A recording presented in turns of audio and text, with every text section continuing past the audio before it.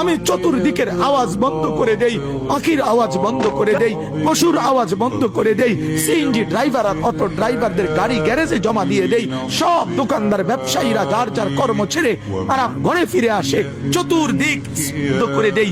আল্লাহ বলেন তুমি ঘুমাবা বলে, তুমি ঘুমাবা বলে, তুমি ঘুমাবা বলে তোমার জন্য আমি দু চোখে ঘুম পাড়িয়ে দেই।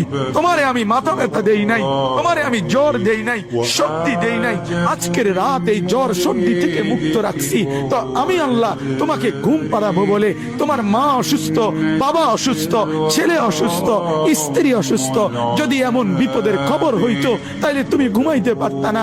যদি তোমার পায়ে ব্যথা হইতো, আমি 2 মাস বহু রাতকে রাত আরামসে ঘুমাইতে পারি নাই, আমার পা ভেঙে গেছিল, আমি রাতকে রাত অঝরে কাঁদতাম, আল্লাহ তুমি আমার শিফা করে দাও, সুস্থ করে দাও। তাহলে আমার বন্ধু আল্লাহ বলে বান্দা তুমি ঘুমাবার জন্য আমি রাত বানালাম, আওয়াজ স্তব্ধ করলাম, দু চোখে ঘুম পাড়িয়ে দিলাম।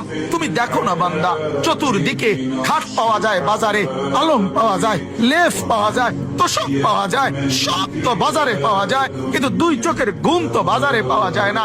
আমি ঘুম পাড়াই, আমি ঘুম পাড়াই, আমি ঘুম পাড়াই, আমি ঘুম পাড়াই। তোমার মা ঘুমায় যায়, তোমার বাপ ঘুমায় যায়, তোমার স্ত্রী ঘুমায় যায়, তোমার বন্ধুরা ঘুমায় যায়, তুমি যেই নারীকে ভালোবাসো সেও তো ঘুমায় যায়। আমি আল্লাহ আমি জেগে থাকি। রাত 2টায় যদি তোমার পেশাব করতে উঠতে হয়, বাথরুমের জরুরত হয়, আমি ঘুমাই না, আমি 2 চোখ খুলে দেই, আবার তোমাকে ঘুম থেকে জাগিয়ে দেই। তো আল্লাহ বলেন এত কিছু করি আমি, আমি আমি বিনিময়ে আমি কি একটা সেজদা পাই না? এই নাফরমান সন্তান, এই মুসলমানের ছেলেরা যারা ঢুকছো এখন, বলো তুমি মুসলমানের বাচ্চা কিনা? মুসলমানের বাচ্চা যদি হয়ে থাকো, কেন সেজদা করলে না? কেন 1 প্যাকেট বিরিয়ানি খাইতে আসলা?